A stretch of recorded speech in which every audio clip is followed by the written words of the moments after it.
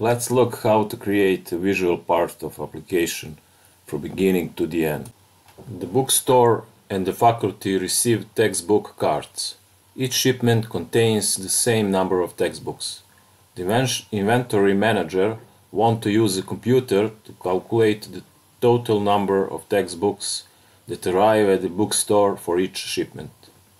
The inventory manager will enter the number of received cards and the fixed number of textbooks in each shipment card.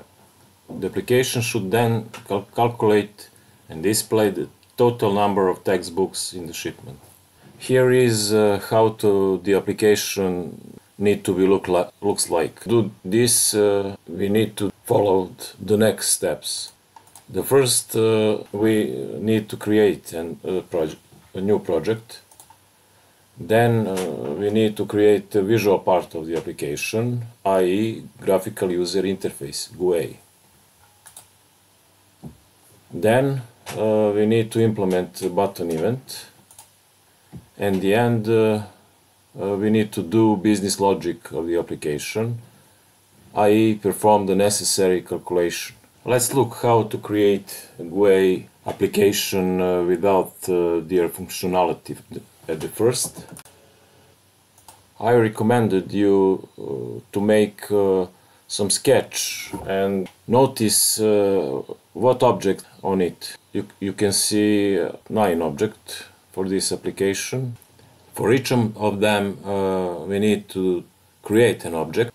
Below you can see the template for creating an object. The next we need to set object attributes. For object you must call the method setAttribute and pass the new value. To connect two objects you must call add method for reference of object 1 and pass object 2 as parameter that method.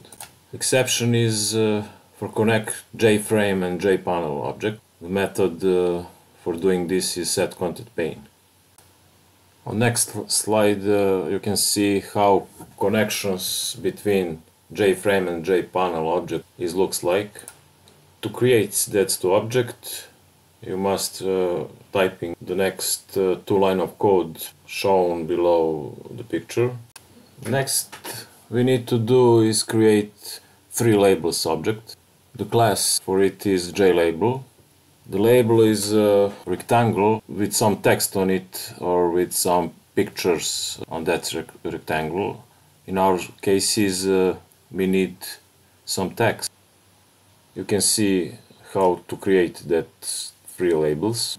I suggest the name of that object suggests their functionality. Next we need to do is create 3 text field object. The class for it is JTextField.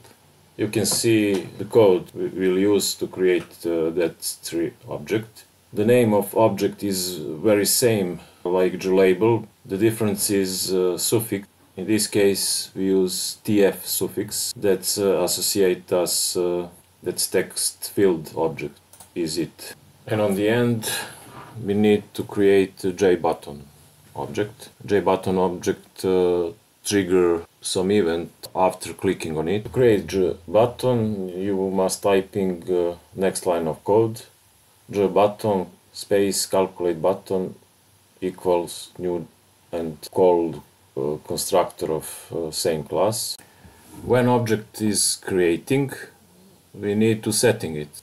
We need to setting size and then behavior of the frame when clicking on the X button. On the right side we need to see we must typing for that. The third things is setting position in relation of the screen.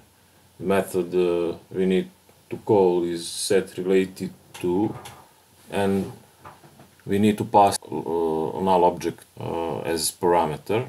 And on the end we need to set visibility. The visibility is set to false by default, and we need to call visible method and pass the value of true. the JPanel object, we need to set background for that. You need to call setBackground method and pass some color.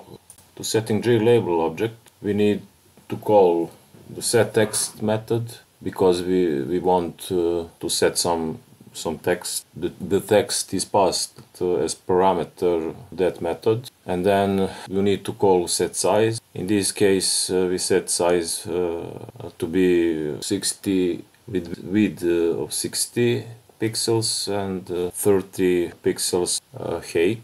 And then call setBound method. Bounds is the area when the component will be settled, and you may see that for instance total label, it's the rectangle, and two parameter we passed the method setBound with will placed label on 300 pixels through the x-axis and 50 pixels to the y-axis. Third or fourth parameter is referred to size of the label. Actually, the size and by method setSize and by method setBound are able not to be same. On this slide you can see configuration of the JTextField class object. We set size and location where total TF object will be located. To set some object by method setBounds, we must for JPanel objects set layout and passed null as parameter, and then you can set position of those objects using setBounds method and passed x and y coordinate. In this case you can see that the top left corner of text field rectangle are set on 360 pixels through the x-axis and 50 pixels through the y-axis. And size, we need to call same method for JButton. So we called setSize method and setBounds method. You can see the coordinates of rectangle which bounds to JButton object. Notice that text on the JButton isn't set using setText method. We passed the string data using constructor when this object was created. Let's look how we need to connect in that objects. The first two objects will be connected using method the setContentPane. The pane, notice that the pane object must be on Win. We are able to do this on two different variants. The first we use if a new panel is created, and that panel on Win object using method setContentPane.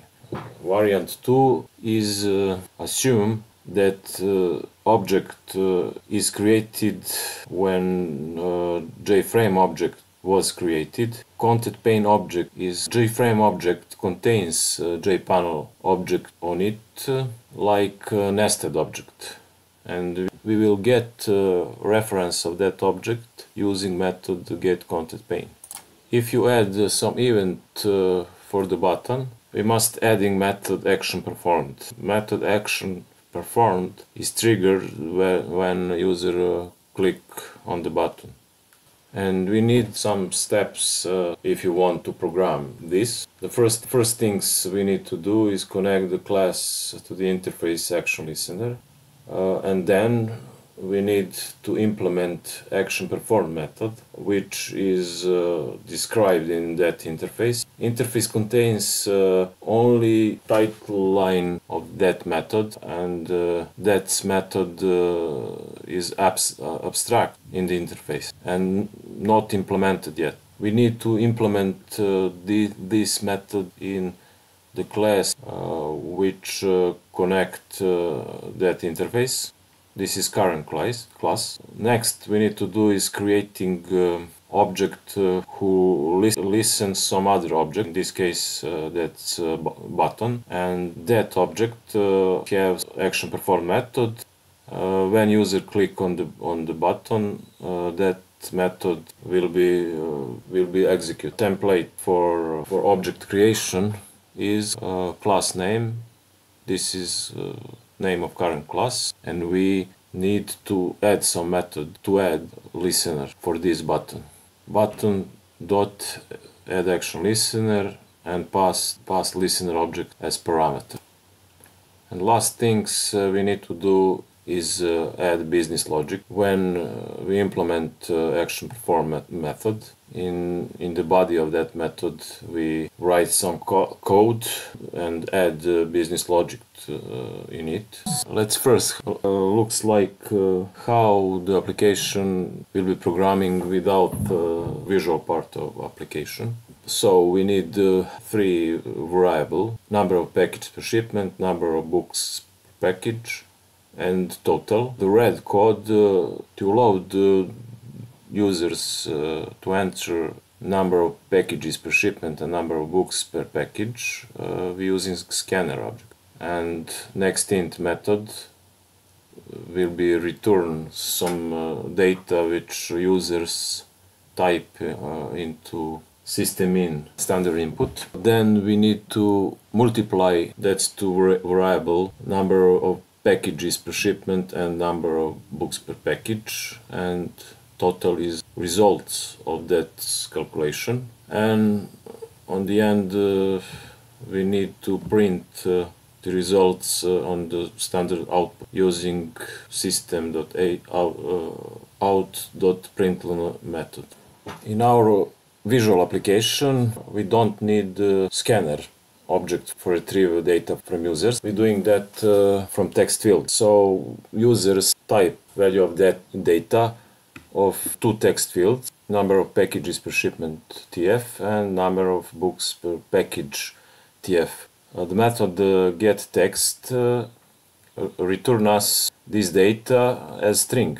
Because of that we define two new variable of type string to save this data first, and then we must transform this data into int variable. To do this we call the method parseInt, which we pass that to string, and this method return integer data. After that calculation was done and we get the result. The result is defined like total variable. On the end we set as text this value on the third text field, name total TF. That's all in this video. Thank you for your attention.